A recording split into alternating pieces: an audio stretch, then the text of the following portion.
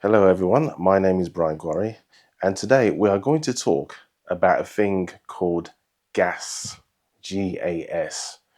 Now, gas is a thing which is unique to people who like collecting stuff.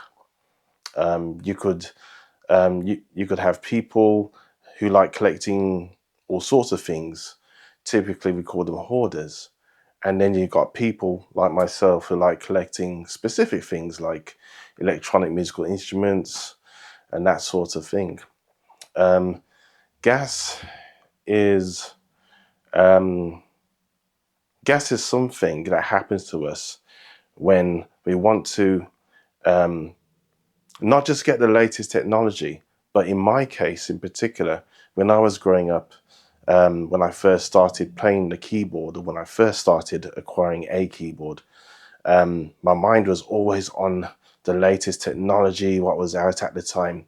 For instance, back in the late 1990s, there was a keyboard, well, more like a synthesizer that was made by a company called Korg, called the Korg Z1.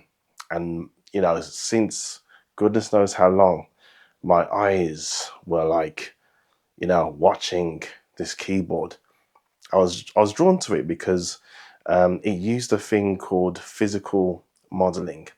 This was a type of synthesis, which is a way of producing sounds, in which even though it's a synthesizer capable of producing electronic sounds, it used natural phenomena to create very unique sounds based on the acoustics of real life instruments, like woodwind instruments, um, bowed instruments like violins and double basses and so on. And with the magic of synthesis, you can create some very unique sounds using those sort of characteristics. Unfortunately, though, back in the late 1990s when it came out, the cost of acquiring such a synthesizer was quite prohibitive. We're talking like at least £2,000 in the money of that time. And so, you know, as most musicians go, I kind of lost it after that instrument for many, many years. And so after I got my first instrument, which was the Technics KN1000 keyboard, about 3 or 4 years later, I invested in a newer instrument. This is now 2004, which is the Korg Triton LE keyboard, which is great. I mean, I love the look of it. It had a very silvery sort of appearance, had a nice sheen to it as well. The build quality, it felt like a tank. Even though it was a small keyboard, it was supposed to be the baby of the Korg Triton series. It still felt like a tank. And when you are playing something that feels solid, that gives you the confidence that, this keyboard is not going to fail on you. So, yeah, I had that keyboard for a number of years. And then about another 3 or 4 years later, I invested in another keyboard called the Korg Triton Extreme, which is the bigger brother of the Korg Triton LE. And one thing to add is that every time I invested in another piece of gear or another instrument which is similar to the one before it, I always part exchanged the older keyboard for the one that I was intending to buy.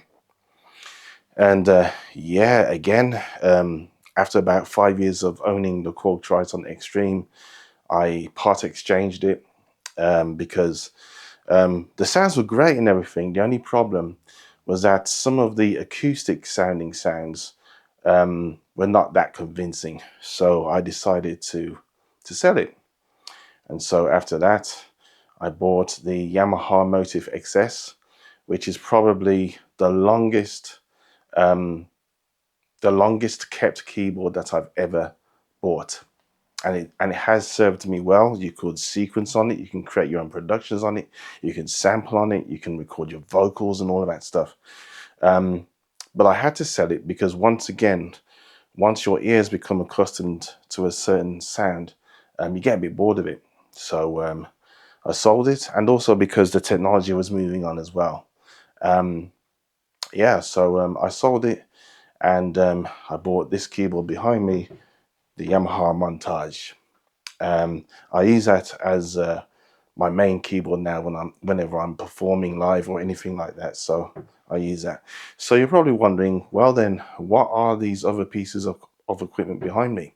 Well, you've got this little beastie here. This is the Yamaha Rephase CS, which I use live sometimes. It is connected to an audio interface called the Focusrite 18i8, which is then connected to my laptop, which I've got Cubase running on it, so I can produce backing tracks that way as well. Once upon a time, and this is going back to this thing called GAS, I was lusting after a particular instrument called the Akai MPC-1. Now, I call it an instrument because in addition to it being a production unit, basically it was shaped like a box, right? You can actually use it as an instrument in itself, well, mainly people who produce for rap music and that sort of thing. The reason why I was attracted to that was because I was looking at various YouTube videos about how people would use such a device, and the fluidity and the how quickly things can be done on it was what led me to it. However, I later on found out that anything you can do on an MPC-1 can also be done using a laptop, audio interface, and a controller keyboard. So I decided to take my eyes off it. Only problem is, if you have got an eBay account and someone is selling something like that on your main home feed, well, sometimes it can be a bit difficult taking your eyes off something like that. But I have to keep reminding myself that, come on, Brian, you've got everything you need. You know what I mean? So this is my current setup. And as far as I'm concerned, I don't think I would find a reason to upgrade from this point onwards, unless, of course, something else comes out in which the audio quality or whatever beats what I've got at the moment.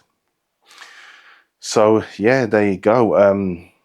GAS is a funny thing to have though, because when you are when you're into technology and when you're into the trends of new keyboards or guitars coming out or whatever, and it's been going on for years, it becomes very, very difficult to shrug seriously, especially if you want to be ahead of the crowd, for instance, or whatever. But I'll be honest with you, there have been certain keyboards I've been lusting after for years. Old keyboards I've always wanted to get my hands on, like for instance the Technics WSA1, which is another physical modeling based synthesizer, which when it came out there was a lot of hype that was going on around it. It came out around, I think, 2005, so it's about 20 years old, but I've always wanted to get my hands on that. Problem is, it's so rare that if you go on eBay and you do a search for it, don't expect to pay pennies for it, because it's one of those instruments in which the value for it has held up very, very well over the last 20 years.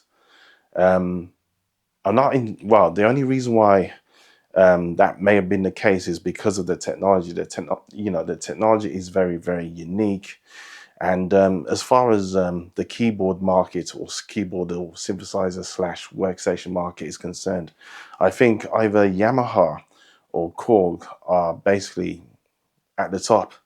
Roland are a very close second, but if anyone knows a bit more regarding that, please let me know. Don't take what I say as gospel. It's just my opinion. And Technics.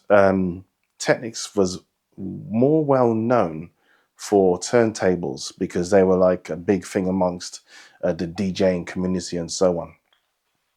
But this particular device that they came out with, it was very unique, very unique. And if anyone sees it and it's going cheap on eBay, please let me know. Anyway, enough about that. So at the moment I'm sticking with my current setup now, and I'm very happy with it. And at the moment I don't see a real reason to move on from what I've got, unless my laptop crashes on me, or any of these devices develops a fault or anything like that. So yeah, there you go. Gas is a thing, and if you feel like gassing, please don't, because at the end of the day, right, it's going to cost you money. You need to have a very legitimate reason for going after certain things, going after certain keyboards or guitars or whatever. There has to be a real good reason for you to pursue that. And when you do get it, don't just collect it and put it on the shelf so that it gathers dust. Make the most of it. This was Brian Quarry signing off. Have a good one. Peace.